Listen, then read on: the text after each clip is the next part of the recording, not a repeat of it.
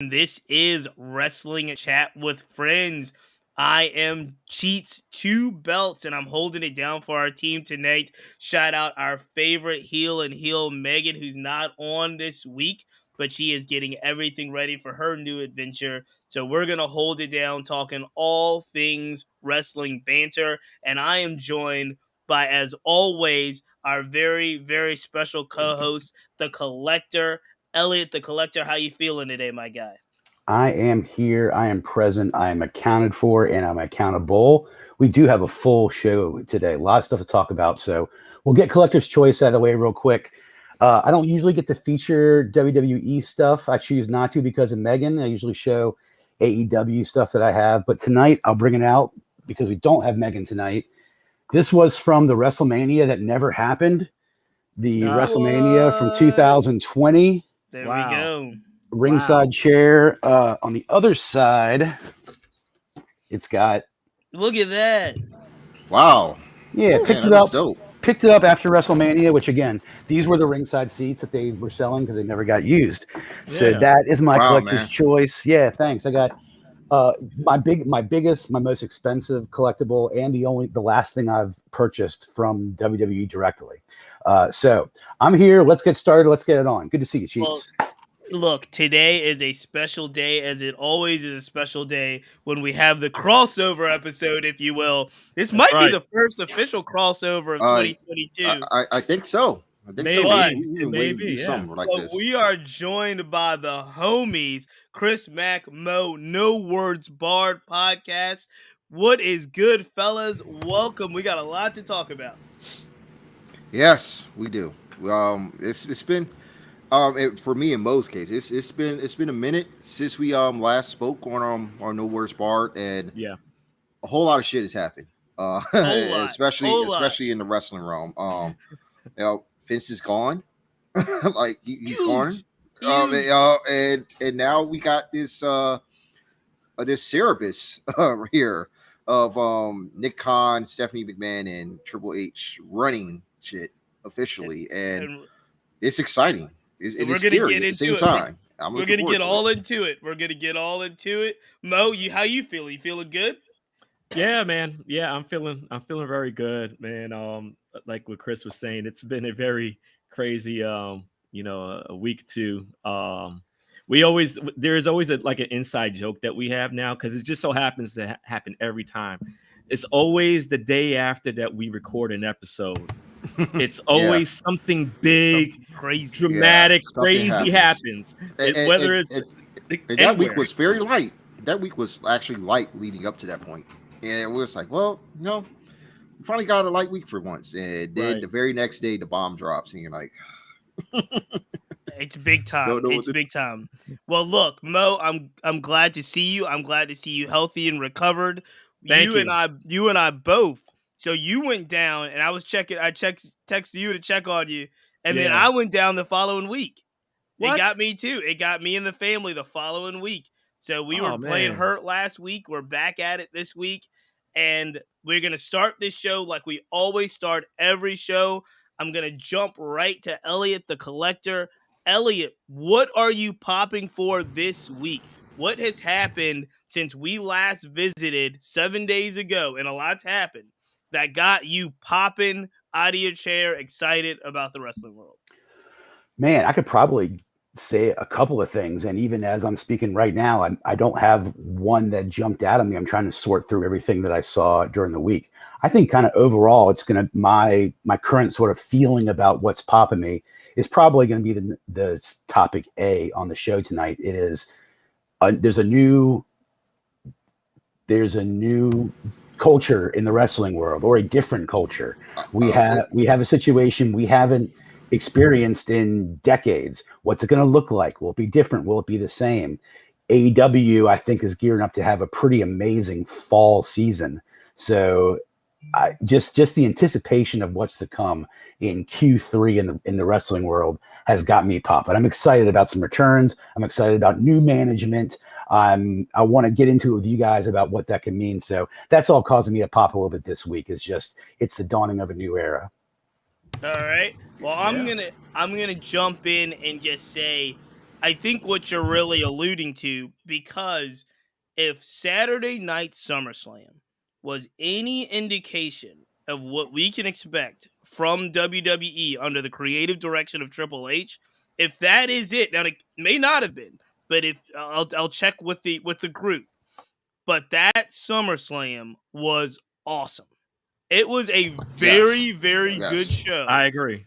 And what it did for me was it reminded me, if y'all forgot one of those y'all must have forgot moments, what it did was it reminded me when WWE is right and they're doing the big event with the big production in the stadium and they get it right, no one can touch them. This is what it was proven to me, was that when they do it right in the big stadium with the big production in the big match and they figure it out, they don't screw it up. They showed everybody, I think the world over, why they're still kind of the top dog and everybody else is looking up at them. Now, granted, I think you're right and you're wrong. I'm not quite there where you are yet, but I want to talk about it. But that's what I was popping for. SummerSlam done well had me talking about SummerSlam. And that's really what was the big thing for me. I mean, Chris has got some audio things going on. We're going to go to Mo. Mo, what were you popping for? Now, you haven't been on in a while, so you can tell us within the last 10 days, or you can tell us, like, overall. What are you popping for in the wrestling world right now? Oh, man. I guess the biggest thing is that, just seeing how SummerSlam went. It was a great event. I thoroughly enjoyed. I enjoyed a lot of it. Now, I didn't watch it.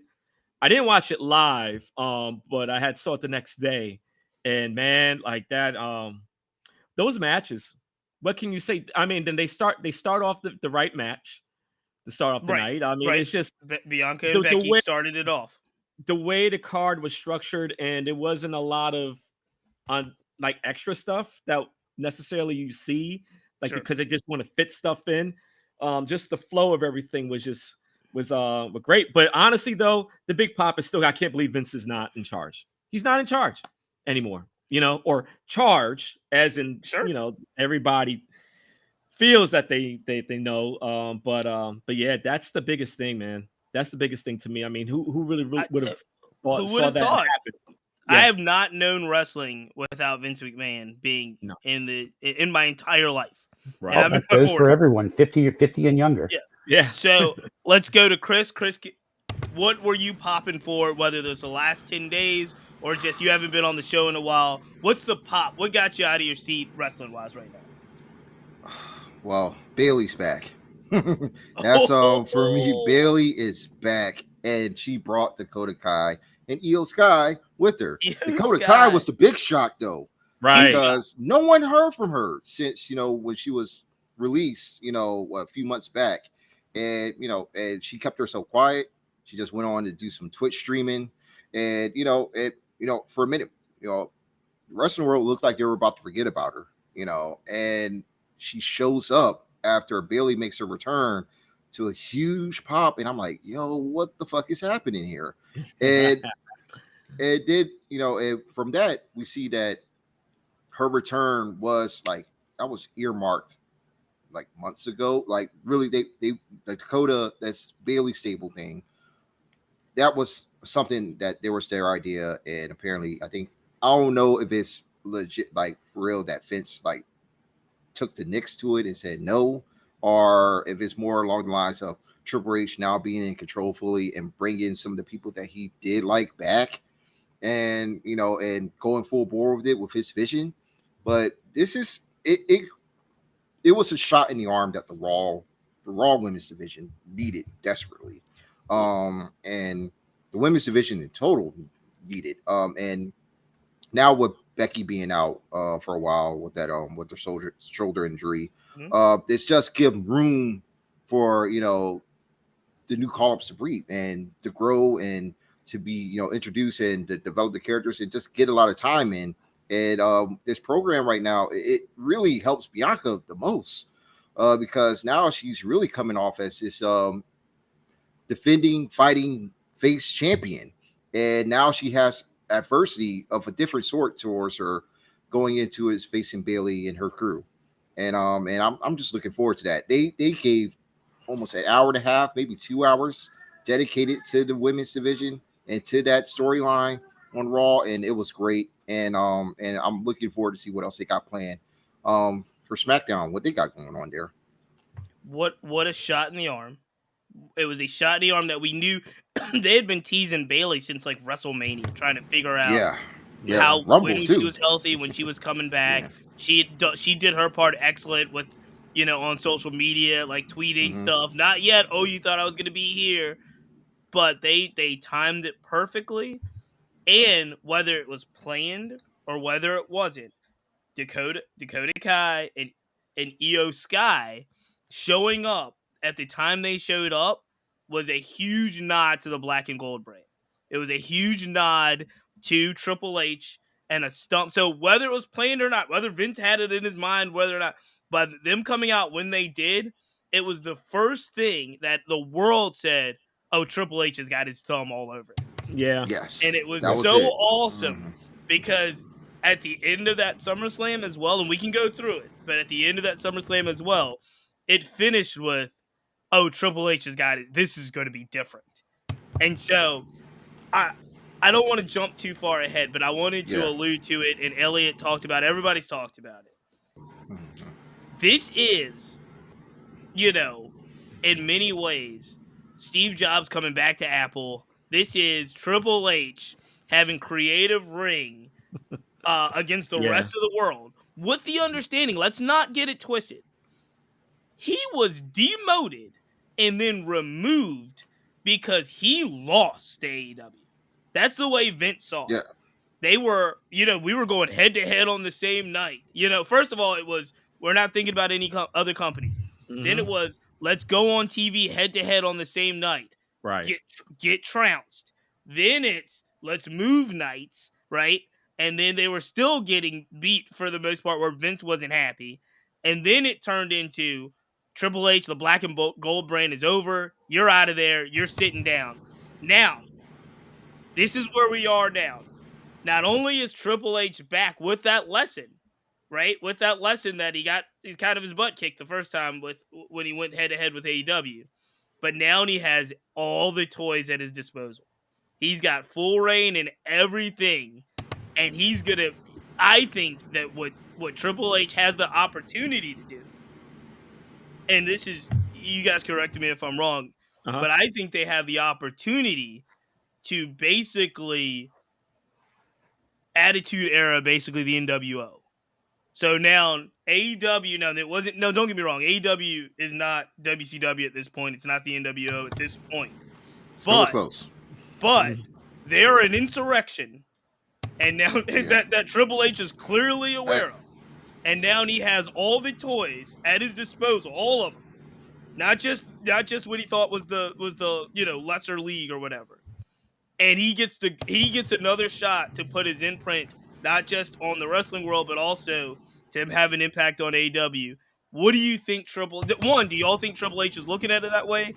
And two, what do you think Triple H does with all the toys at his disposal? Now, we say about Triple H having all the toys. I had a friend in the chat saying that it's not toys. He now has nuclear warheads at his disposal. He has the big red button.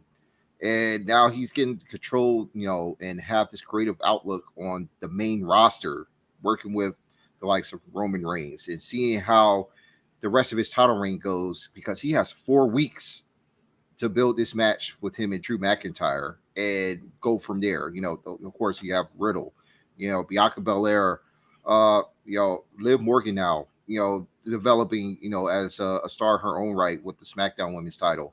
You have all these big pieces now, and he's trying to, and from what we're hearing so far, different reports and whatnot, it's now a more calming, more serene, more peaceful, like morale in the locker room now, trying to figure it out, and they're looking forward to seeing what comes next. So everyone's going to see that they're going to have an opportunity to showcase themselves at least, or get this moment, because we saw Mustafa Ali in a triple threat match on Raw, and that Raw was strong too in its own right. It was. And and now I'm interested in how SmackDown's going to differ. What he's going to do alongside with Paul Heyman, who also runs the creative there. What he's going to do on SmackDown that's going to differ from Raw, because he still got to at least give some type of uh air to both brands, and see what makes one special from the other. And I'm looking forward to see what he does. Is everything going to hit? No, of course not. None of it's going to be perfect, but I'm now invested more so than I have been in a long time with WWE television and with wrestling in general. And I'm just I want to see where it goes from here, and what vision and what other creative minds that Hunter is willing to listen to and bring in going forward. Because we might see some new writers come in. We might see some more um, guys that have worked before with Triple H or worked in the business, but never really got their feet wet from a creative or production standpoint. And we'll get to see from that, because part of me felt like that we might see more Kevin Nash backstage. You might, we might, Delirious is not working. We might see him come into the creative one time. Who knows? Because Hunter, he is a geek. He is a wrestling nerd, just like everyone else. And from what I'm watching so far, he is trying to restore the feeling of something of the territory days. And I'm just wondering to see how long it goes and how he balances bringing more of the wrestling aspect into the program with the sports entertainment that is WWE is well known for, and how he creates the balance that too, because he's focusing everything what's on the in-ring product. Nick Khan got all the business stuff out the way, alongside with Stephanie, he was able to be the face of the brand. And I feel like that's going to work out. And because the train's going to keep rolling. That's it. Don't stop. Can't stop. Won't stop. Elliot, what do you think? You said you were a little contrary to you. You have a different thought on this. So I do have a different thought. I'm not playing devil's advocate, because everything Chris said and Mo seconded.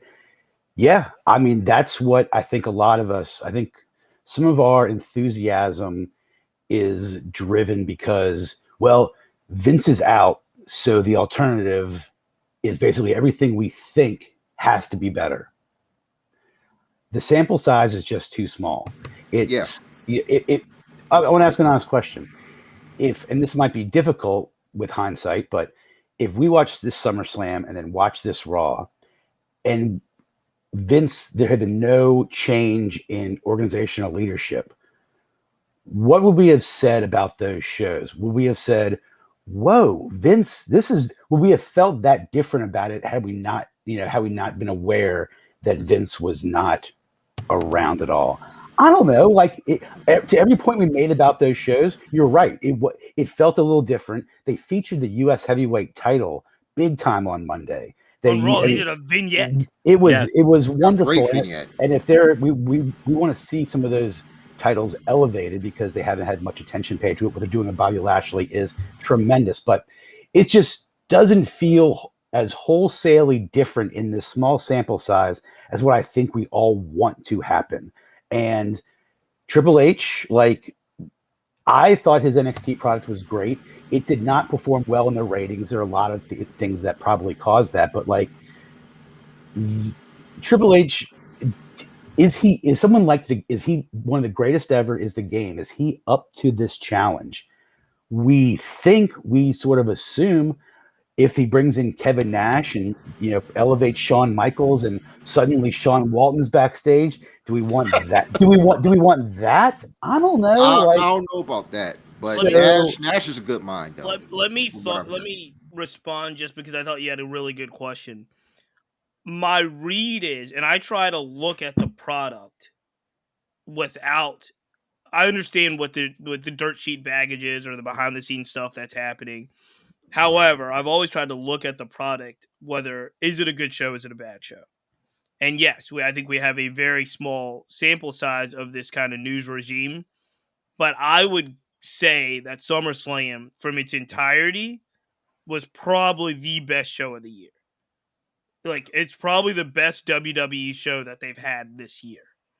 And so I left there saying, wow, I left, I think, one of the nights of WrestleMania saying, oh, that was a good night and it's a good show. Right. But I left that SummerSlam saying it was a really good show. And I always think, and everybody says this, and I agree, I think 3 hours on Monday is too long, and I think it always has been. However, this is the first 3 hours that I looked at of Raw in a very long time. Might have been the first in its entirety this entire year. Yeah, same here. And I was like, it still got me. Like, this particular Raw episode for 3 hours got me. And so, as many times, now compare that to as many times as the 2 hours on Wednesday night on AEW this year in 2022 has gotten me. It's not even close yet, because those 2 hours are always able to kind of keep me riveted for those 2 hours on Wednesday night. However, the 2 hours on Friday night SmackDown, usually I can make through about 50-75% of those, but I never made it through a Raw until pretty much Monday night. Mm-hmm. And so I say all that to say, with the knowledge that he possessed from his lessons learned the first time, and knowing creatively what Triple H wants to do with certain individuals and athletes, I have more hope now for the Ricochets and Mustafa Ali's of the world than I ever had before. This, I think, could be, like I said, that okay, WCW has the ball on this side of the fence and is not running crazy with the NWO. I think this has the potential. It may not be, but it has the potential to be like, okay, let's remind everybody who we are. Mm-hmm. And and I haven't seen, the interesting thing is, I think what most people are excited about is that they haven't seen that version of WWE in so long that I think there was some questions if they could even really do it. I still have questions. Right. Could they really produce something? So without going through, let's go through some of this stuff. Chris, you alluded to the very first match. Bianca gets her revenge. Let me just tell you, the pop in SummerSlam in the outdoor Nashville Stadium, when that music hit and they said from Knoxville, Tennessee, the crowd went crazy for Bianca. Yeah, man. Of course. And it was really, really impressive. The rating on the match, the actual rating on the match, was a B+ match. It was actually a really good match. Bianca wins by pin. The story of this is, obviously, you already talked about it. Bayley's return, Dakota Kai, Io Shirai. Is there any is there any thoughts on this match? I know we talked about it a little bit, but we'll go fast through it. Just real quick for me, Bianca continues to deliver at each and every time. She's with Becky going down, she may be the one of two of the most important people in that company, and they should book and treat her as such. She is a star. I love the match. It was a really great opener. I preferred the WrestleMania match towards this, but this was still, like, as far as like sprints go, this was really good. Like, and the fact that Becky still managed to power through the match after separating her shoulder, and we didn't know it was her until like the end, was great. That the Spanish fly that Bianca does is she should only save that for like the big matches. Yeah, that's a big match move along with the 450, and they really did have me with that when that Becky Dearfall when she hit her finish on hit her finish on Bianca. It still went well. As she kicked out, it was still good. Like, I had no fear of like Bianca losing at all. But now that Bayley's here, and now she's becoming a threat, and they really have unfinished business now. As far as this reign goes, like, Bianca could still keep this towards the next WrestleMania, but I would not be upset if Bayley or Rhea down the line go and get it beforehand. But I'm just liking how the presentation of Bianca has been thus far, as being treated as the top woman on that brand and pretty much of the entire company, because she be doing lots of media runs heading up into this show. She'll be doing this afterwards. She is like their face of the women's division right now, and for her, to finally grow into this form now that she's the one, she's the woman, like beating Becky right there. She got her seal of approval at the handshake. She is there now. She is submitted, and it's going to be a ride seeing how she holds the torch going forward. Well, I'll say one thing as I'm thinking about this. There's a certain parallel that comes to my mind when we're thinking about these. I guess this little rivalry that Becky and Bianca has had. It reminds me of, and Chris, it goes what you said too. Reminds me of Brett and Owen. Their couple of matches, which ironically, the first one was at Mania. Yeah, the actual first real match between them two was at Mania, and then the rematch happened at SummerSlam. And I always it's always people that say the first match was at Mania was better than the steel cage match at SummerSlam, and vice versa. But I always think about that. It was a work rate type match. If that is your thing, you want to see these wrestlers. They, if you're big on work and technicality and that stuff. Even though Bianca has more power capabilities, I guess, than Becky, and Becky, she's no slouch herself. The pacing of the match I felt was very good. That they kept it light on the crazy near falls. I know how sometimes these matches they're prone to do that, and this didn't need it. They did their regular spots, and I think it was the second longest match of the whole night, or it could have been the longest. So the fact that they gave them that much time, it goes to show that storyline, the investment people had in it, they were hook, line, and sinker, and that's what you would hope from the creative standpoint with Triple H and his impact. We're going to see long term. As Elliot said, you're not going to see it right away. The expectation is that's not a safe expectation. We're going to see how it looks. You always give it to like the 6 month, or you want to do it quarterly.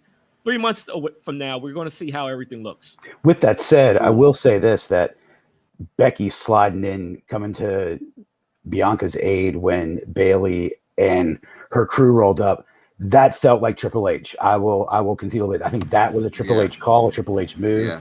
And that, I think, a Becky face turn was not probably in the cards before 2 weeks ago. And that felt it. Yeah.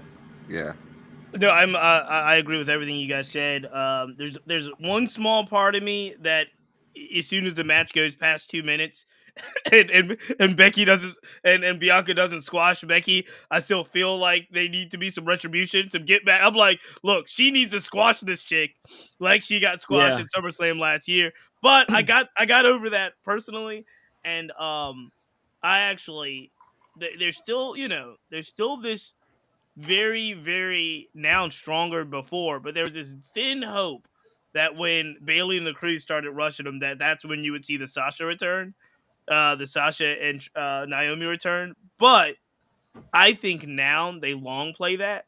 If they worked it out, if they didn't work it out, they're gonna long play that and make it a big moment, as big as it can be, because now we're getting into some of the craziness. We know how close Sasha and Bayley are. They are super close. Like, even when Sasha walked out, she was at Disney World with Bayley, like, hanging out. So, if anybody can get them back, it's going to be Triple H and Bayley, getting them back in the ring and doing something special. But I will say, as Elliot said, I do think Bianca Belair is over is not even the word. You can't define how over Bianca Belair is right now. And not only is she over, she's like, this is her work time. So it's not like you're over and you're only doing spots. No, she's working every day and she's over. It's a great time for Bianca Belair. Man. Speaking of over, we know we're going to talk about it. Second match of the of SummerSlam, the first quote unquote gimmick match, if you will. But I got to tell you, guys, I am Logan Paul. I'm over. Over. I'm over for Logan Paul. Yeah, I thought I'm not surprised. I think man. we talked about this last week, Elliot, that he was going to be a really good wrestler and do some really good spots because he's athletic, he has the build, he has the size, he has everything. But it's one thing to think it, and then there's another thing to see it. And Logan Paul bought the goods. Yeah. And really, really impressed. What'd you guys think of Logan Paul versus The Miz? I enjoyed the fuck out of that match. Me too. Yeah. I loved it. I loved it. You know what? You know what's crazy? Isn't it crazy, or isn't it like it's? I'm noticing that WWE been doing pretty good when they having guest athletes or celebrities lately. Involved in wrestling. They've been picking. They know how to pick. They've been this pretty is good. The best one. SummerSlam is the best celebrity in the history. I think in the history of their events. Right. If you're talking about Pat McAfee and Logan Paul, this was the best ones. And these are people that respect the whole art of wrestling. You know, these are people that they respect what those guys and those women do so much that they're willing to put in that time and effort to, you know, put on the best possible match that they can or whatever, however time they got. Logan Paul, he is, you know, with him, what got me as like a fan of his during that Mania match when he did the Eddie Guerrero dance. Then he did the frog splash, and he connected on the frog splash, which was even better. It's just the charisma factor. Charisma factor is with him, whether you love him or hate him, it's charisma regardless. You might have the best frog splash in the game right now. Actually, that's not Montez Ford, bro. That frog splash. That's not Montez Ford, right? Yeah. That frog splash onto the table. That was crazy. That was so clean. I was like, what the fuck is this? Logan Paul, you know who he when I see him, honestly, Shane McMahon. Somebody who's not known for being a, you know, experienced worker, but will go up there and do elbow drops off tables. Yeah. I could see Logan taking a 30-foot fall off a cage through a table. Absolutely. Logan's down for that too. So, yeah, I mean, some of these big, you heard it here first. You will see Logan Paul versus Bad Bunny. Possibly a WrestleMania. He's planning for that already, man. They're billing Logan from Puerto Rico. I'm like, right. You know, like, I noticed that. Yeah, big ass mansion in Puerto Rico or whatever. It's gonna happen. It's like it's right there. It's right there. The Caesar plan. We get in WrestleMania SoFi. So, Elliot, you made your bold prediction. I agree with you that they're gonna. Bad Bunny's coming back. He loves it too much. He thinks he has. You talk about respect for the industry. Yeah. Bad Bunny's there. I think Logan Paul is there. My big bold prediction about the Paul brothers in general is that Logan Paul's WWE run will ultimately eclipse Jake Paul's boxing run. That's how much I believe in Logan Paul being a fixture in WWE, and I think it will eclipse what Jake Paul is doing in the boxing run. Won't Jake just eventually come join him too? Jake. The only matter of time that Jake will come and I agree. I think that's hey, get the money while you can. Let's talk. We talked about what they did on Monday night with the U.S. title and teasing a vignette that Bobby is the champion, and now they're having a tournament to figure out who Bobby's opponent is, or it's kind of some elimination matches. Bobby kind of handled Theory pretty easily, I would say. Yeah. Over on SummerSlam. Which makes sense. It makes sense, though. Are we happy with that storyline? Are we happy with what Bobby's doing right now? Like you said, he took out Theory pretty quickly. Yeah, man, he's back. He should be. He's the United States champion. He's one of the most dominant forces in the WWE, you know, from a storyline standpoint. He's fucking Bobby Lashley, dog. He is on a tremendous run right now, and he's one of their best faces in the company. And to put him in that high standing and make the United States Championship mean something right now as like the top title on Raw when Roman is not there, you know, it definitely gives it a lot of significance and for Lashley. And you know, it's only going to elevate the division more, especially after what we witnessed on Raw with the triple threat matches and the eventual number one contender coming forward as well.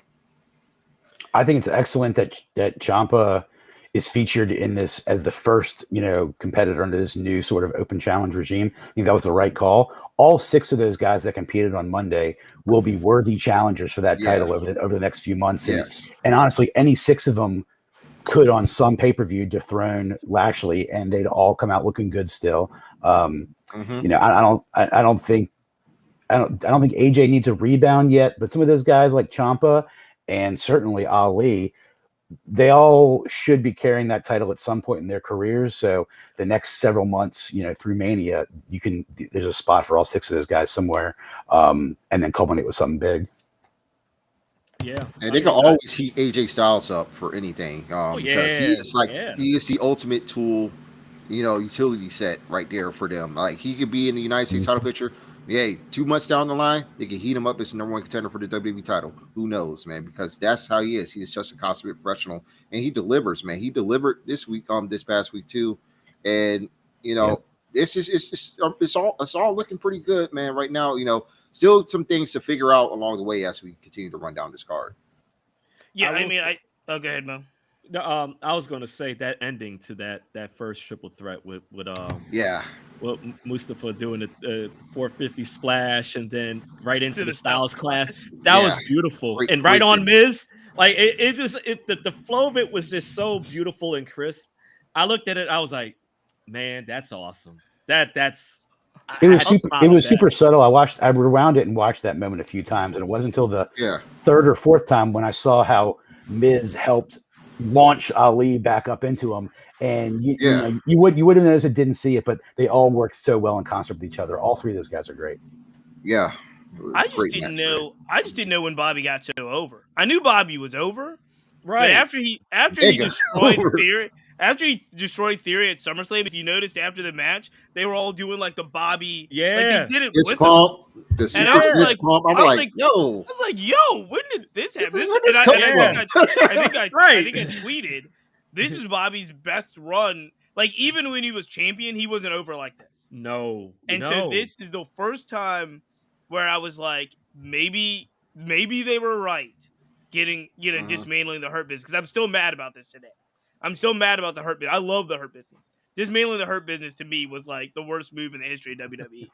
But now seeing where Bobby is, I was like, maybe they saw something that I didn't see, because he is, not only is he winning matches, not only does he have a belt, he is more over than he's ever been. And I was like, kudos to him. This is awesome. Yeah, he got the look and the entrance too, and like he's got everything up, man. Can we talk really? Can we sidebar really quick to talk about how long that SummerSlam walk was? That was the longest ring entrance. It's a long ramp. It was forever. Yeah, that was forever. Good Lord, I was like, good thing nobody's running in. They would have been out of breath and tired by the time they got there. Let's talk about what I didn't like. I did not like the ending.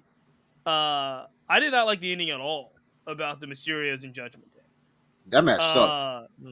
I didn't like the match. I didn't like Edge running out. I mean, if anybody's going to run out, Edge runs out. I was waiting for a Dominic. I think we had talked ourselves, Elliot, into a Dominic heel turn, and we had worked it up so much that it's almost like Julia Black, Julia joined House of Black. We're just like, just get it over with. It's still going to happen. It's still going to happen. Everybody knows it's going to happen. Yeah. It just should have happened in that moment. I don't know how exactly, but we were messaging, you know, just turn this kid. At this point, it sounds like you're just sort of like bullying him around now. But yeah, if we all know it's going to happen, but there's 7 or 8 more months until Mania, and that's when you want to blow it off. So you really, you know, you got a lot of time still yet to fill. And I would have turned him immediately. And what I'm realizing, what would also make sense, since Mania is going to be in LA next year, and the last, one of Rey Mysterio's, he felt one of his greatest matches was against Eddie Guerrero at WrestleMania 21, and guess where that was at? In LA.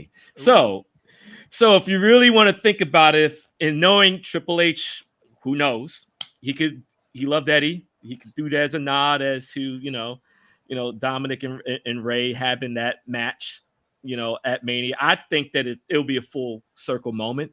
But I don't think many people, I don't know if they really think that far back of something like that. I don't know. Let's Edge is Edge. Edge is actually, he's a Hall of Famer. He's like an AJ Styles type in the sense that I think you can put him in a lot of situations, and he makes people look good. He looks good. He's not necessarily, in my mind, he's not necessarily like a Dolph or a Miz, because I think Dolph and Miz people make people look really good in the younger generation, but I think Randy Orton, AJ Styles, and Edge make people look really good, and kind of in that level. Like, you know, you got to be at that level, but they make you look really good at that level.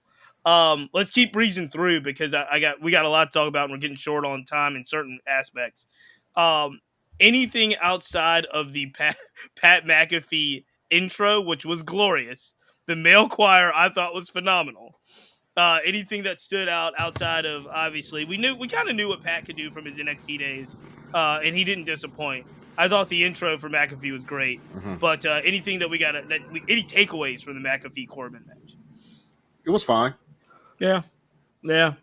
I mean, it was okay. I mean, I really wasn't expecting much out of it anyway. Between those two, I mean, with Pat McAfee, not to say that the fact that he's another person that just so happened to just wrestling well, just took up to wrestling, and then he's doing great. It was an okay match. Even Pat did. Even Pat was like, he could have done better. In that match. But it was enjoyable for what it was. The crowd liked it a lot. But yeah, it was. He got his work in, got the dub, got a beer with his brother, and he just went on his way. Enjoyed the rest of his evening. They had to commentate again. If you want to have Pat do some sort of spot, either match or get physical twice a year at WrestleMania and SummerSlam, fine with me. He's excellent on commentary, and that's where he does his best work. Yes. I'm with you, Elliot. I agree 100%. Let's jump into a match that I thought had the potential to be the kind of match stealer of the night. It did not turn out that way. It was the match stealer of the night, I believe, at the last pay-per-view at Money in the Bank. But decent match all in all. Surprised that the bloodline and the head of the table still kept both golds the way that they were building it up. But the Usos overtook the Street Profits. Gentlemen, these guys have been, in many ways, carrying the lead up to SummerSlam. I mean, carrying it. Every Monday night, it seems like they were putting on some bangers. This one was a fine match. It wasn't super awesome, but the Usos went over clean. So where do we go? What do we think about this? And does this, in your opinion, solidify the Usos as like the greatest tag team in WWE history at this point? I mean, they're already a great tag team. I still have the New Day over them, but they're definitely in the top three. As far as the Street Profits go, I don't know. It looks like all signs point to them splitting, but inevitably, but I don't really want it to split in the way that they normally do with tag teams of that nature. Right. Hopefully they could do it by the draft. But there is something going on with Montez Ford. Obviously you see both of them, their bodies has changed over time drastically, but he's developing a mean streak. And it really, they lost the match because he got too hot-headed, and it cost him the match. It, in some ways, I could see that leaning towards like a heel persona, but I'm not too sure yet. But they do have to get some solo stuff going because they can't have another tag title match for the time being, as long as the Usos are the champions. I have a theory in my mind, and it may sound crazy, but what if the person that turns is Dawkins? What if it's him? Think about this way, right? All these matches that they've been having as a team, the person who's been eating most of those pins recently has been Dawkins. And if you want to ride on this whole thing as far as, Montez being, almost paranoid, almost obsessed with the fact, to get a win. And from one perspective, you could see like, oh, well, he's losing it. He's going to be the cause of the team ending. But I could see it on Dawkins' end. He's like, I'm tired of having to deal with all this stuff. I'm always the person that's number two. Right. Yeah. One of those type of thing. Everybody would expect Tez to turn heel. But what if it's the other partner, though? Because he feels that no matter what, he's not getting right. He's still not getting the respect. Yeah. I think that actually might make for a better full story with them. is starting off that way. Ultimately, either way you go, it's Tez is the one who, at least from sitting right here today, right, is the one who I think they want to, at the end of the day, be the one that fans go away caring about more, which doesn't not to take away from Dawkins, because I think he could be a legitimate big man on his own, but there's a spot for him too. Tez seems like he's long for great things, perhaps. Yeah, I don't know where we go from here. What you can't do is have them continue as a tag team. You're right, Mo.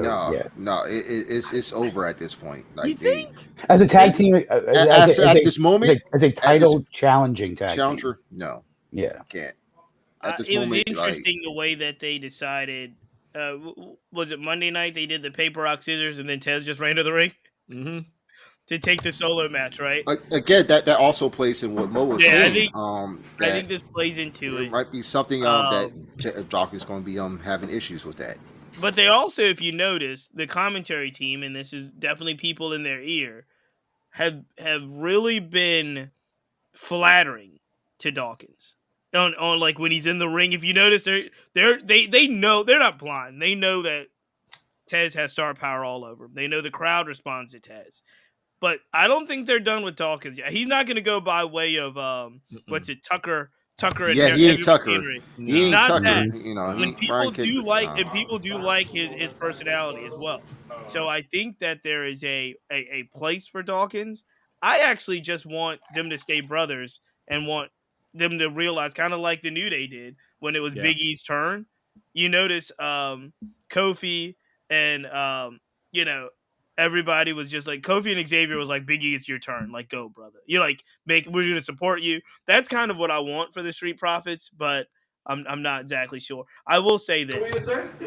The Usos run right now, everybody's talking about Roman's run, and rightfully so, but the Usos run and the fact that the Usos have to carry SmackDown and carry Raw in the wake of Roman's kind of, I'm only working big events and big house, like, I don't know, dog. The New Day is great, but I'm telling you now, the Usos, to me, are getting there.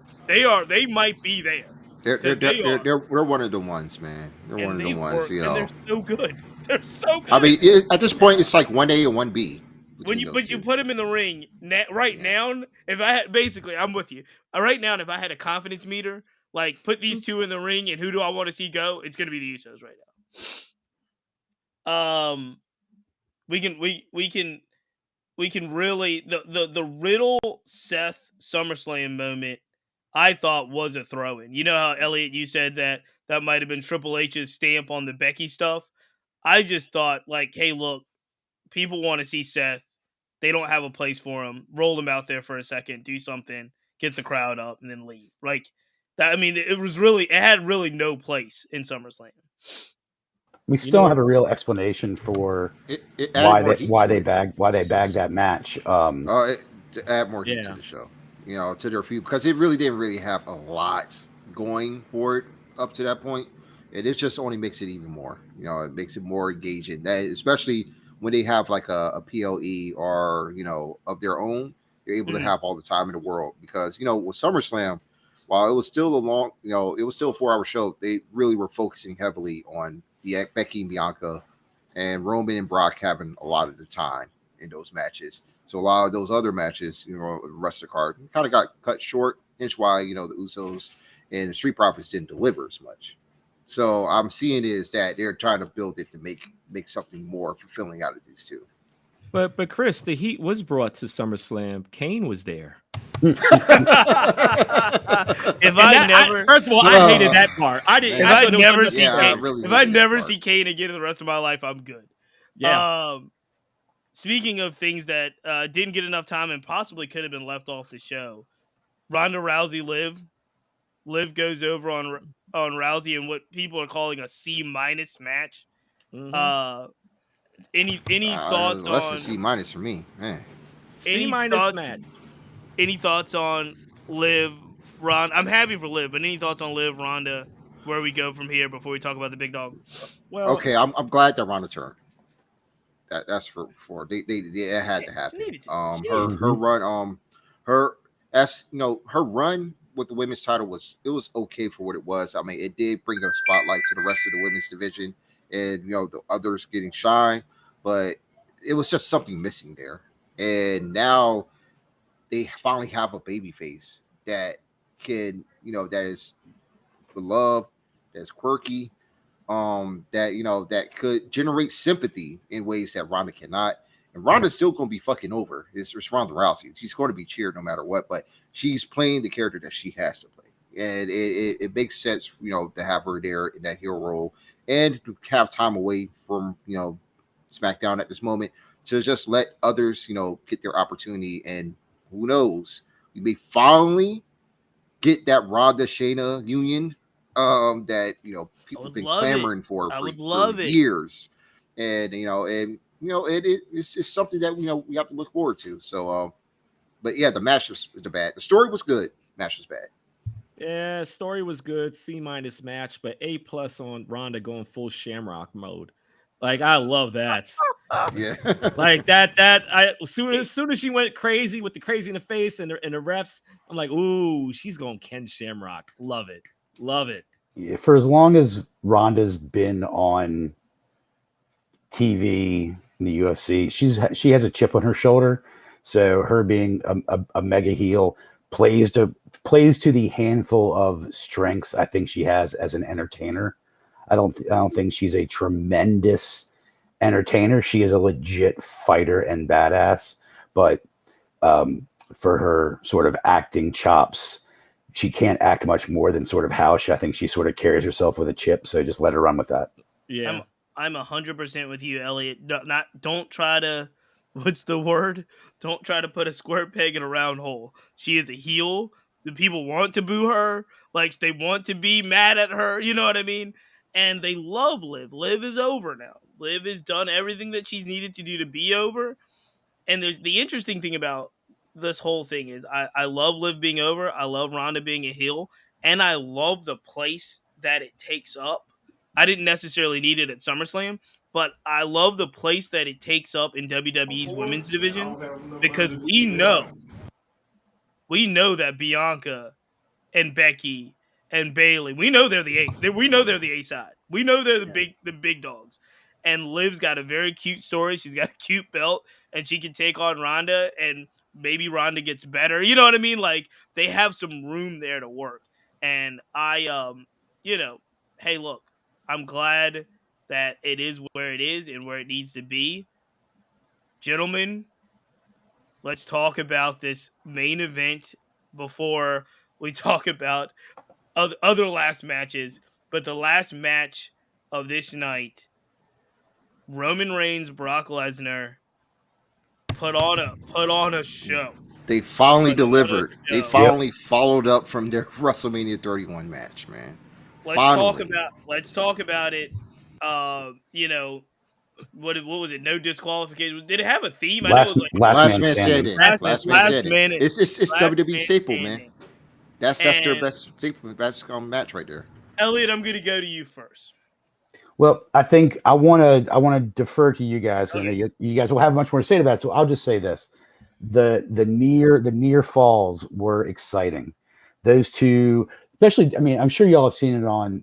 This might have been my pop of the week, actually. Have you seen the angle when Brock tossed the mic to Roman? He caught it. He caught it and winked at him. In the wink. Right. Caught it clean in the wink. That might have been my pop. He's the one thing that said, "Oh shit, look at that." That was a great. It was a great moment captured.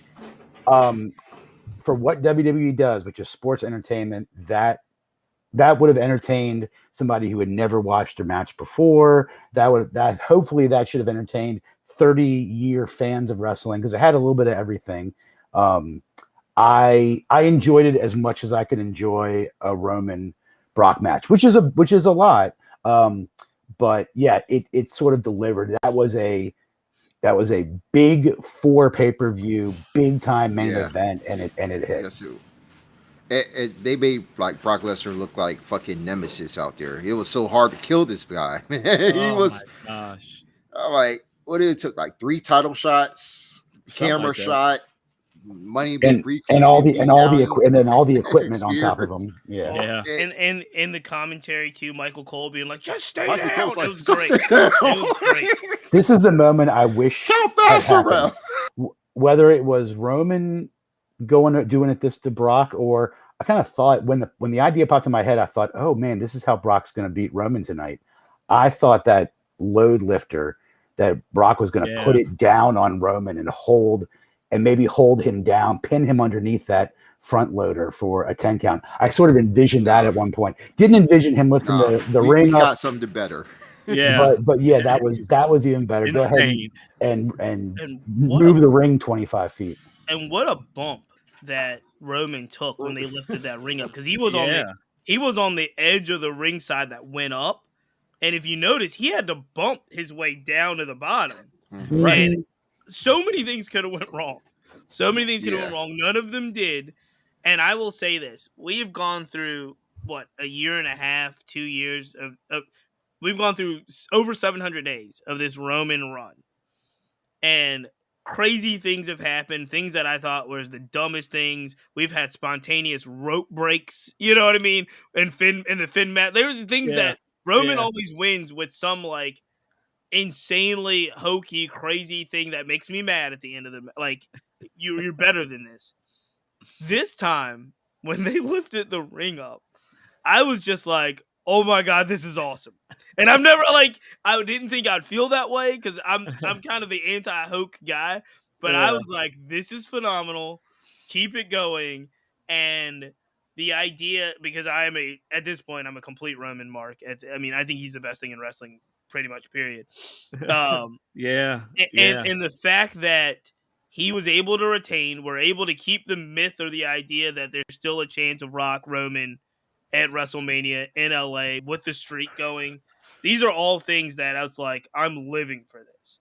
Yes. And I think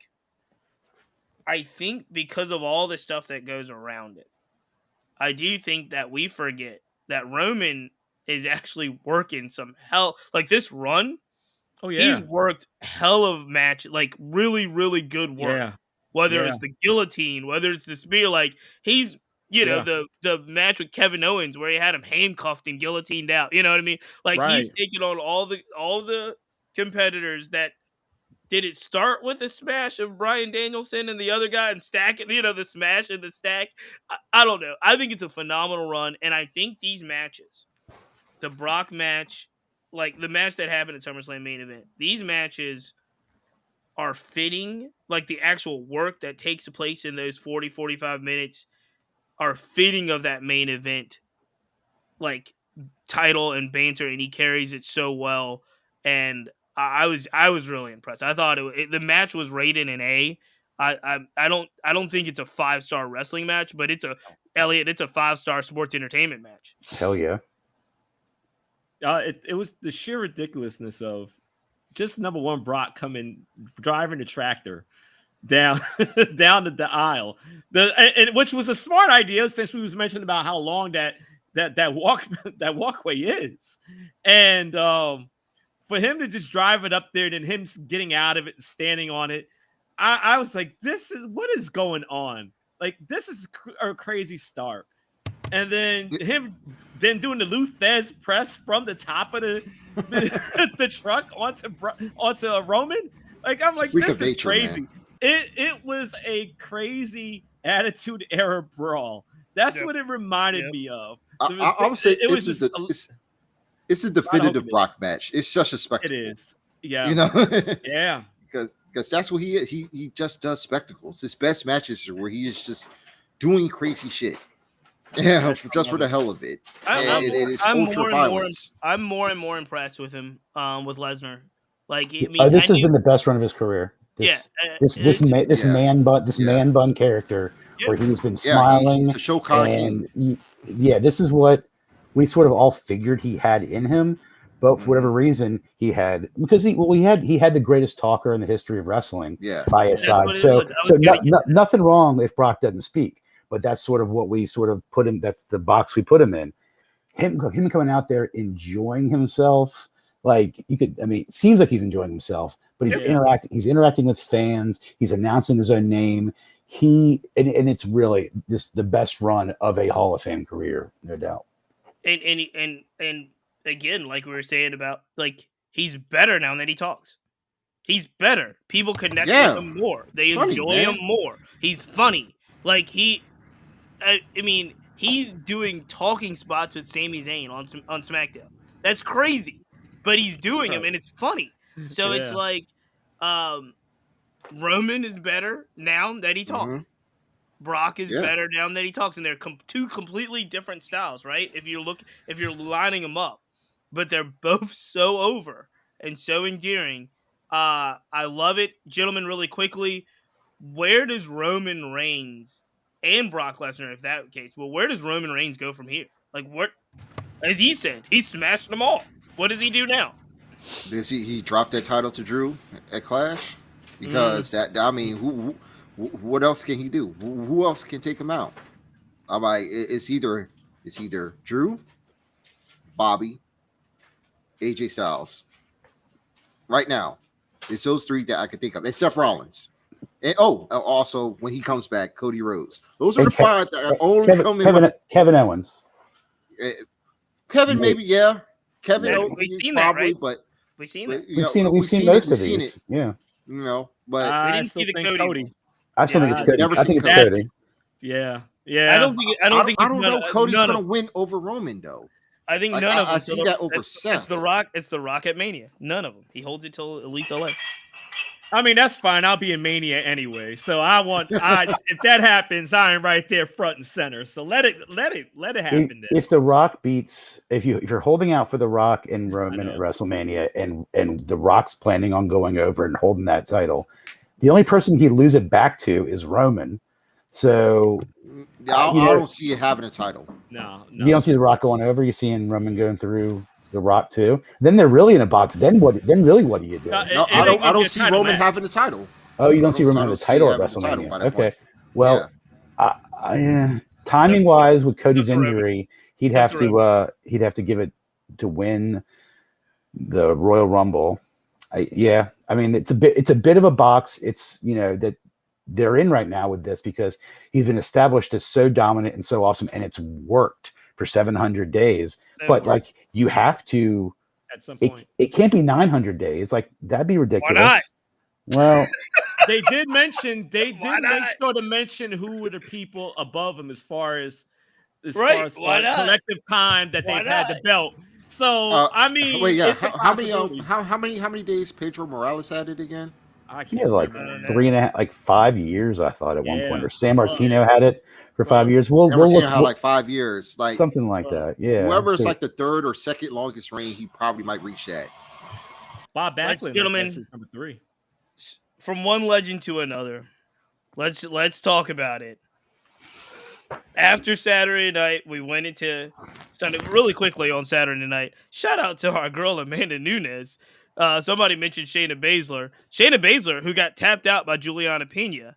Amanda Nunes handled business Saturday night against Juliana, which I thought, I'm not a big UFC guy, I'm a big boxing guy, but I made sure to watch that one, and that one was amazing. So shout out to the Lioness. Speaking of last matches, we are going to transition to what happened Sunday night in Nashville. 73-year-old. I know how Elliot feels about this. 73-year-old Ric Flair stepped into the ring. Tag team partner Andrade, his son-in-law Andrade El Idolo. Opponents Jeff Jarrett, Jay Lethal. I don't know what to say. Here's one. I remember talking to Elliot last week on the show, and I think it was either last week or the week before. Whenever we were talking about it, I compared it to being a Washington football fan watching Alex Smith play post-injury. And I remember being like, he's doing good. But every time Alex Smith got even touched or it fell over, I was like, is that the end of his career? Is he going to is his leg going to snap off? It was the most anxiety-ridden 7 games I'd ever experienced in my life. I felt better about Ric Flair's last match until I saw that 73-year-old walk out from behind the curtain in the white robe and the purple shirt And I really didn't think he was going to make it to the ring. That's how bad and old and like troubling it looked. And I was like, at that point, I actually contemplating turning it off. Like, I don't want to see this, but I did watch it. It was brutal. It was a brutal, like 40-minute match, 45. It was the whole thing. I was just like, make it stop. I never want to see this again. And that's where I was. And I think Ric Flair is the greatest of all time. I think he's the greatest professional wrestler in the history of professional wrestling. Hulk Hogan could never hold a candle to him. I thought he was the best. And my thing was, I just want this to end because this is awful. Yeah. I don't like watching elder abuse on pay-per-view. No. It's not my thing. No, it's funny because I almost forgot that that was even happening that night. Until I saw somebody tweeting about it. I was like, oh, it is tonight. But I caught it right in nick of time, right before the match. And man, when I saw Flair come out, I'm like, this is not. It was just one of those feelings, and I hate having to say it, but it was like a pit of your stomach, like your heart just dropped because like you're afraid you're about to witness something that's not going to be good. I was like, man, this guy does not need to be in the ring at all. And then he hardly could move, and he took a bump. He took a suplex, I think. Yeah. Him and Jay have been practicing that suplex as the one move they were going to do. Right. No, we all I hope knew that Andrade, that all three of those, the other three men in the ring, the good news is that they had Rick's best interests in mind. Right. Of course, they were going to do everything in their power to not only make him look good, but protect him at all costs. I'm sure that was their one and only job they all felt responsible for. Right. And they did as they took the bulk of the work. They did make him look as good as he was capable of looking, which at 73 and with everything he's had going on is just not that great anymore. I'm happy that his life seems to be in a better place. He's got a decent support system, it appeared, albeit a support system that allowed him to do this. But Conrad said it best, and I respect Conrad. And Rick apparently doesn't need this for the money anymore because he can do the cameo and the autograph circuit now in perpetuity and make lots of money. And I believe that Rick's got reason to have a lot of self-doubt in the last 20 years. So if this was his way, fine. Although I still believe, maybe there'll be a 30 for 30 one day on this, on like how a doctor allowed him to do this. Was he truly get the sign off, or did it say like, we're just doing this whether you want to or not? And it might be a true Mickey Rourke situation where we're going to witness a guy die doing his final move. Glad it didn't happen, but it definitely does not. In hindsight, it shouldn't have happened. And I swear, I hope Conrad is not thinking about how to do Rick's last match part 2 next year. Right, like a tour. That's my thought. My thought was if this goes well, they're going to do some type of tour. They're going to do some like Rock and Roll Express farewell tour. Yeah. And the issue was he didn't look good at all. He looked horrible. There was this spot where he faked a heart attack, and I was like, stop it. And then the very end of the match, when they I guess Conrad threw brass knuckles to Andrade, Flair's on the ground shaking. Yeah. Like, I really thought, I was like, dude, somebody check on that guy. This is not good. The interesting thing about this whole experience was Jeff Jarrett is 55 years old and has been basically retired in many ways, or semi-retired in many ways. And no one thought one bit about Jeff Jarrett being in the ring. They were like, he looked fine. He was healthy. They were like, get Ric Flair out of the ring at 73. It was just, oh, man. Couple fun facts about the whole event. And I won't get through too much of it, but Jonathan Gresham showed up and showed out and actually wrestled really well. He was with the young kid that we've talked about, his tag team partner, who was the kid? He's the 16-year-old, 17-year-old kid, Elliot. You know, Nick Wayne. Yeah, Nick Wayne was his tag team partner, or no, he was in the triple threat match. Mm-hmm. And the spots that I saw was like Grisham really showing out, doing some really acrobatic stuff, some really good stuff. And I don't know if, I mean, I gotta think that that's AEW's loss. I don't exactly know Ring of Honor's loss. I don't really know what fully happened. But if Jonathan, we don't fully know what's going on yet, really, either, probably. Right, but if Grisham doesn't want to be a part of the company and doesn't want to wrestle, or only wants to wrestle indies, because my assumption is, had it been anything else, he doesn't show, but because it's Ric Flair's last match, and he has a lot of respect for the wrestling business, he showed. Yeah. But I don't know what's going on with Gresham, and he's, to me, guys like Jonathan Gresham are Ring of Honor, so I don't want. I love Claudio. I love Claudio. I love Claudio being champion, and I think Claudio, like a lot of people have pointed out, is also Ring of Honor. He's a very Ring of Honor type guy. In my mind, I was like, if we get Claudio as champion at the expense of Gresham, that kind of hurts my spirit. I want them both. I really want Gresham to be able to figure out. Gresham is never gonna be on the WWE. He's just not a WWE. He doesn't do anything that the WWE wants people to do. That was all under Vince. We don't know anymore. Everything we say about WWE was that's the one thing about WWE that I can't see them putting a 5-5-5-4 non-flyer into the ring. That's because Vince and Bruce said it wouldn't work.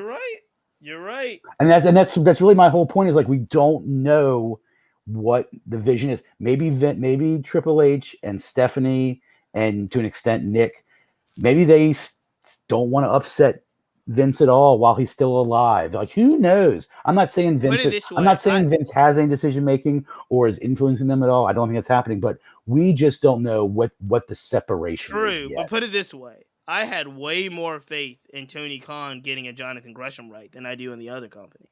And the fact that we haven't gotten this right. Agreed. Something happened. We don't know. But the fact that Jonathan Gresham is not right in Ring of Honor and AEW, I don't know what happened. I don't know who to blame, but I was very shocked, and I like Gresham, so I want him to do well. Yeah, so going back to a quick start, in addition to the Ric Flair, the whole StarCast weekend, I haven't been to it in the years they've had it, but it really is apparently it's the best wrestling con that there is out there now. They have tons of talent every year that comes out. It's sort of been quasi under an AEW banner the last few years. It's being held kind of in the same weekends, although not really affiliated. This year was held where SummerSlam was, although really not affiliated at all. It was definitely billed this, as a Jim Crockett Promotions event, which is awesome. That's my sweet spot. That's my history, is Jim Crockett, even before really WCW, when it was NWA. So I had a more of a vested interest in the whole weekend, and seeing a lot of the booths on Twitter of the toys and the collectibles was cool about it too. Plus, I'm a big autograph guy, and meeting the guys too, which is so StarCast is an event that Wrestling Chat with Friends, I'm basically saying 1 year has to cover. I would love to. Let me ask both of you guys a question real quick. So I'm a little bit intrigued by it. You mentioned as far as getting autographs. What is for both of you guys? Autographs. What is the most your favorite autograph that you've gotten from any wrestler? Oh, collector, you take this. I don't have any. Oh, okay. So I have in 1999, probably kind of after the WCW hump. NWO was still around, but it was more towards the end. I just randomly one time went with a buddy to the airport because they were flying in from they had done a show in Charlotte. They were doing Nitro in Richmond, and we were like, let's just see what happens. So I have, and I don't think I've shown it yet on a collector's choice, but all I had in my car was a Frisbee golf disc, and I had a black Sharpie. So we went to the gate. We saw arriving from Charlotte, 8 8:30 in the morning. Okay. We're sort of like milling around. There were a couple of other fans, but like we were just chilling. The plane pulled up. Everyone on the roster from 1990 at 9 pours off this plane.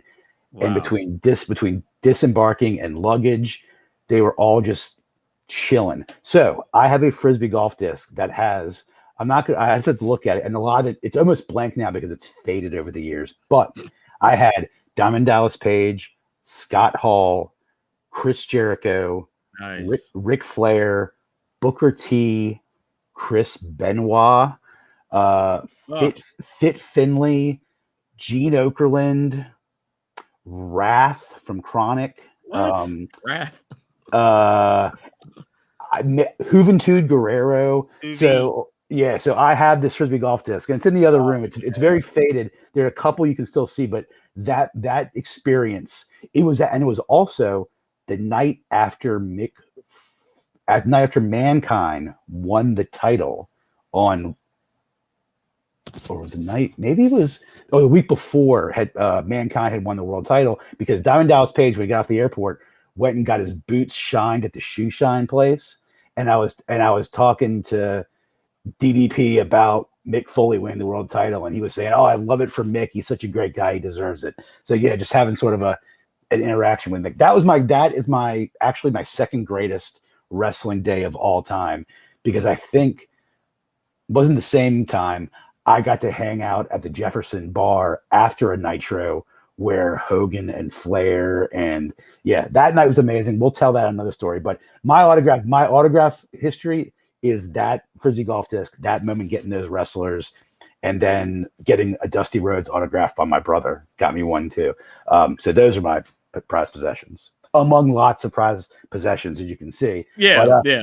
Every week, Collector's Choice, I show a different one each week. So yeah, I might have to get that disc out tomorrow and identify all those names. But man, that was just having all those guys. First time I met Ric Flair was when he signed that disc for me, and he was, moving to the airport, except for the maybe 18 fans that were there, they were businessmen going back and forth who just had no idea that just all this talent poured off. It was a surreal experience.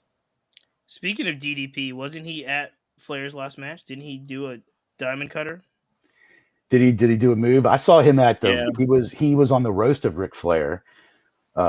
Which again, if you're not going to have Jeffrey Ross, the roast master, appear at your roast, don't have a roast. I saw a 5-minute clip of like the reel from the roast. Wasn't that funny? Those guys don't know how to do it. No. DDP was there. DDP was there. Yeah, he was. I forgot who. I think he gave the cutter to Matt. What is it now? Because he used to be the former Zack Ryder. Oh, Matt Cardona. Matt Cardona. Yeah. That's who he gave the cutter to. That's who he gave the cutter to. Yep. No, absolutely. No, it was great. It was great. But yeah, I don't have any wrestling autographs. So that's kind of amazing. What do you have, Mo? What do you got, Mo? A few, because of my background. So many house shows in Madison Square Garden I went to as a kid. But I think as far as autographs, I mean, I have The Rock's autograph when he had his book signing. Same thing with Mick Foley, the first book that he had put out. Have a Nice Day. Yep, Have a Nice Day. So I got the autographs for those two. So I would, and I got a countless. I think I know I have an autograph from like Mark Henry, like in '98. Or could have been 97. It's funny. He was wearing like almost like his American, like the whatever stuff that he was wearing when he first came out. Everything looked like he just came out from the Olympics himself. He was wearing one of those type of jackets, looked like that. But I can't remember. There's too many people. But I think for me, the best one was The Rock, because of the conversation or the joke that he had made towards me when I had met him at a book signing. Like a Barnes and Noble in Times Square or something like that. So what's the joke? I'm intrigued. It was at Tower Records. But what was the joke? He made a joke. So anyway, I'm in line. Whatever. My sister, my mother, my cousin, and my aunt. We're all together. So I'm all the way behind them. So they could get their autographs or whatever with The Rock first. So I think my sister was the first one, went up to The Rock. My sister was bold enough to say, "Can I get a kiss on the cheek?" The Rock obliged, whatever. My mother comes next. She does the same thing, asks The Rock. Then The Rock was so nice. Like he's so nice of a guy. So literally, everybody, like I said, my mother, then my aunt, my cousin, they all ask him for a kiss on the cheek, right? And he obliges. So here comes me. I'm walking up to the table, got the book open.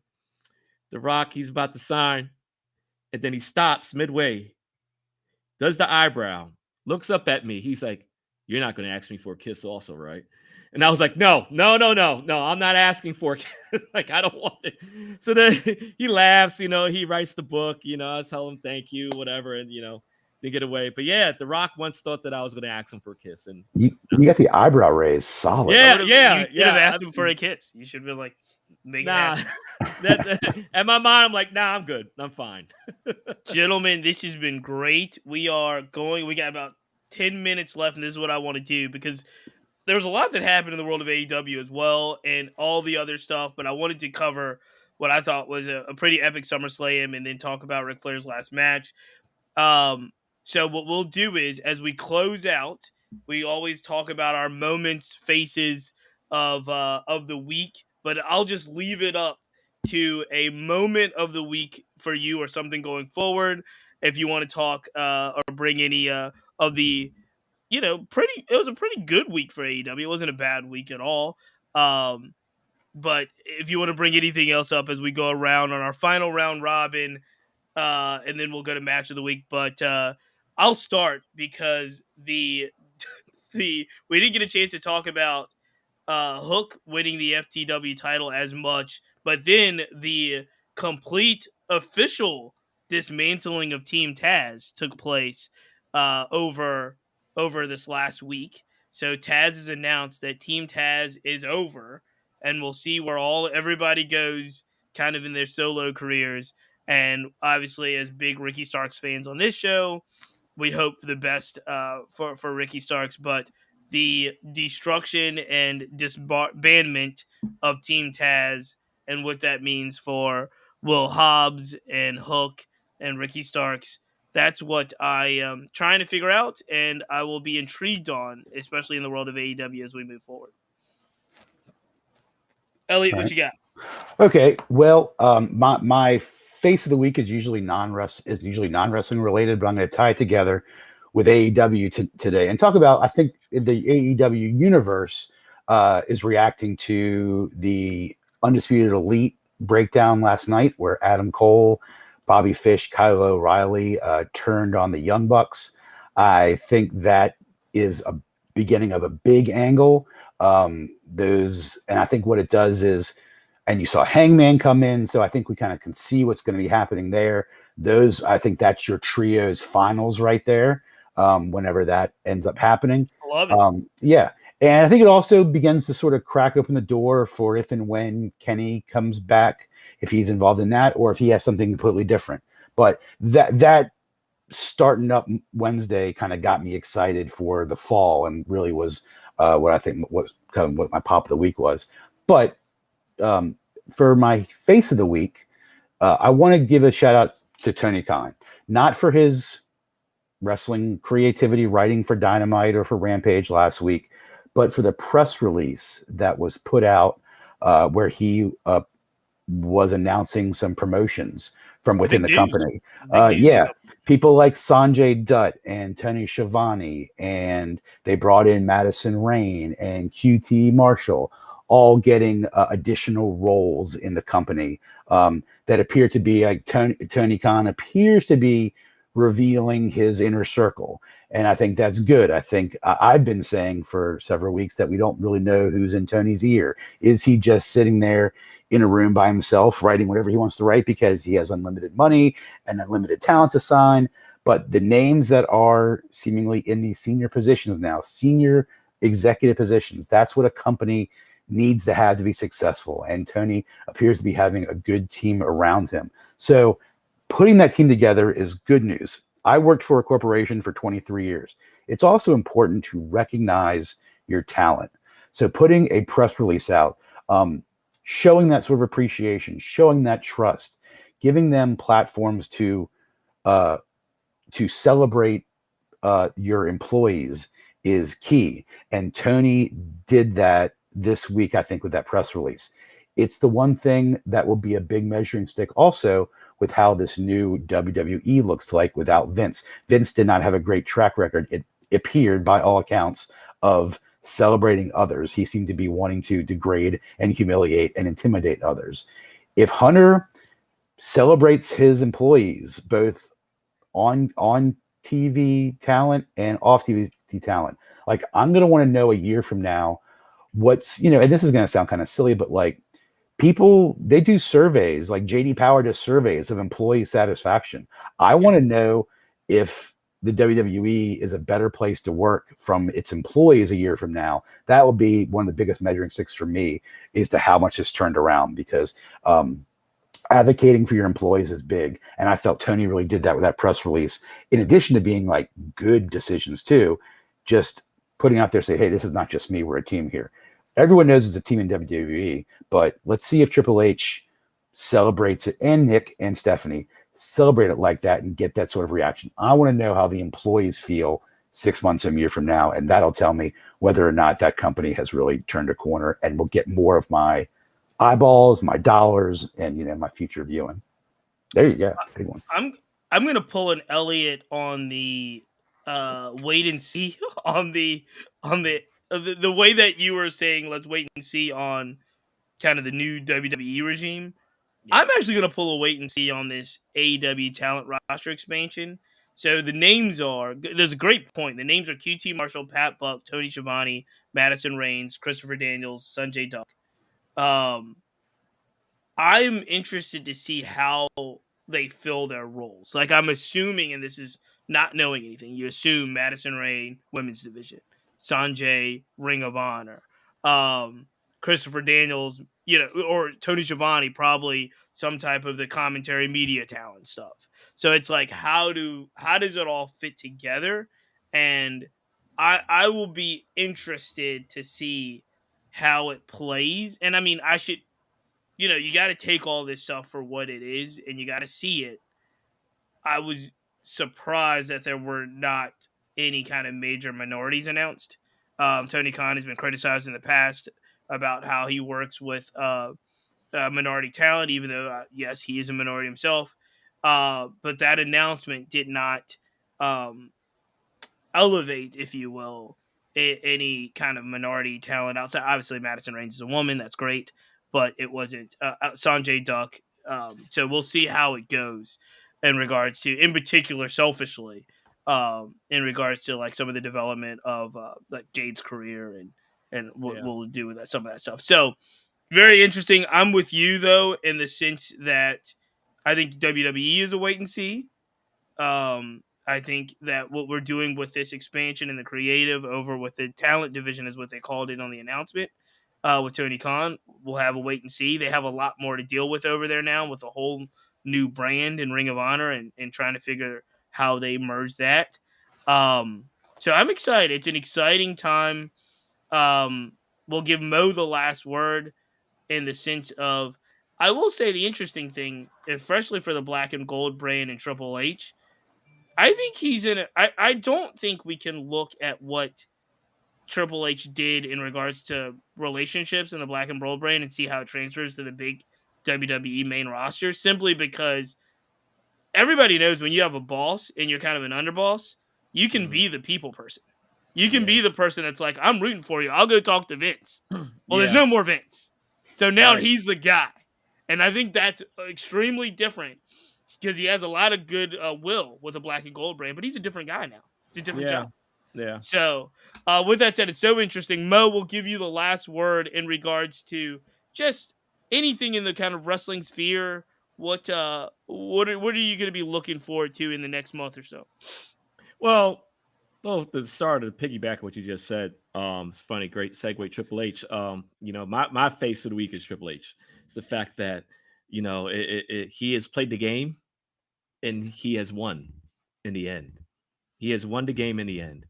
I mean, it's just always funny. I always think of that picture. There was somebody did a screenshot of the match that he had against Vince at Armageddon in '99. And at the end, when Stephanie turned heel with Triple H, and both of them with their hands in the air, standing over Vince, like just the sheer irony of how this what started as a storyline, and then obviously the bled into personal life, and then you see what everything that Triple H has done within WWE and the various different parts that he has played ever since he stopped being the, I guess, even while he was an everyday wrestler, and see where it is now. He won. You know, that's remarkable. If you're looking at it from a storyline arc, you know, because that's wrestling in general is a big storylines. That's what sells everything. And what an arc! What a character arc for Triple H. You know, started off as the Click, then he's the person that took the fall guy for Shawn, you know, and Scott Hall Nash, and then how he elevated, and just the you just look from the big picture, you know, it's like he won in the end. And he gets to do it with Shawn and NXT. Who would have thought that would happen 25 years ago if you told somebody that they were going to be in charge of, you know, almost pretty much creative in the developmental and the main roster within WWE or WWF at the time? You know, who would have thought? You know, it's remarkable with that. So for me, like I said, I'm a big picture type of guy. And when I look at all that stuff, Triple H, he gets the faces. He gets the face of the week for me for sure. I like it. Yeah. I like Yeah. it. Elliot, what is the match that we all should be watching this week? You're on mute. Yep. We did a lot more talk about Ric Flair than I guess I was anticipating. We talked about that I guess match he had Saturday. We're all, I think, glad it's over. I choose, like I think a lot of us want to do, is choose to remember Ric Flair when he was capable of his entire repertoire.